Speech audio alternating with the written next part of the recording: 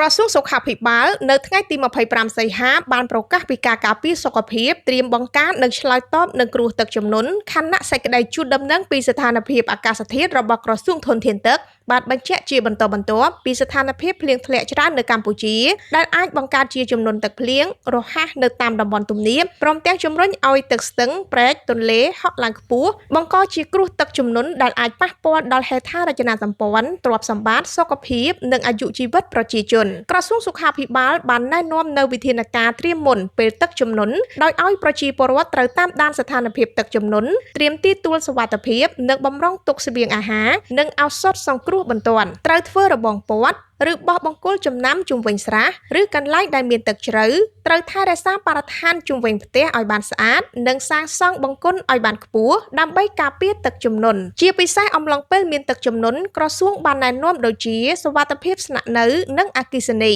មិនត្រូវចូលទៅក្នុងផ្ទះឬអគារទ្រុឌទ្រោមព្រោះអាចស្រត់បាក់មិនត្រូវប៉ះពាល់គ្រឿងប្រើប្រាស់អគ្គិសនីដោយដៃសើមឬកំពុងឈរនៅក្នុងទឹកជាដាច់ខាតការការពារជំងឺត្រូវសម្រានក្នុងមុងគ្រប់ពេលដើម្បីការពារជំងឺគ្រុនឈាមគ្រុនចាញ់គ្រុនឈីកនិងជំងឺផ្សេង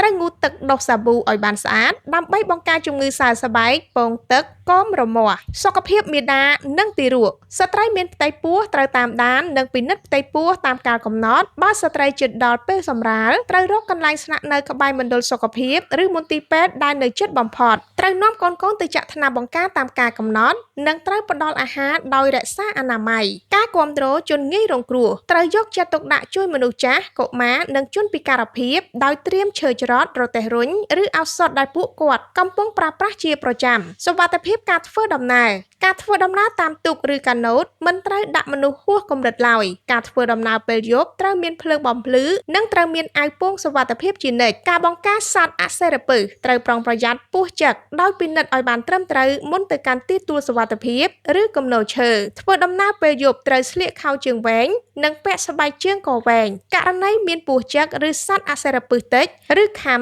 ត្រូវបញ្ជូនជាប្រញាប់ទៅមណ្ឌលសុខភាពឬមន្ទីរពេទ្យដែលនៅជិតលោកអ្នកបំផុតដើម្បីទទួលការពិនិត្យនិងព្យាបាលអនាម័យចំណីអាហារនិងទឹកស្អាតត្រូវទទួលទានទឹកស្អាតដោយប្រើធុងចម្រោះឬដាំទឹកឲ្យពុះឬប្រើថ្នាំក្លរីនឬក្លរ៉ាមីន500 មីលីក្រាមចំនួន2គ្រាប់អាចលាយទឹក20 លីត្ររួចទុករយៈពេល30 នាទីមុនប្រើប្រាស់ដើម្បីជៀសវាងនៅជំងឺផ្សេងដូចជាជំងឺរាគជំងឺរាគមូលពុលចំណីអាហារឬជំងឺផ្លូវដង្ហើមស្រួយស្រាវនិងជំងឺដតៃផ្សេងទៀតត្រូវលាងសម្អាតបន្លែផ្លែឈើចម្អិនអាហារឲ្យបានឆ្អិនល្អ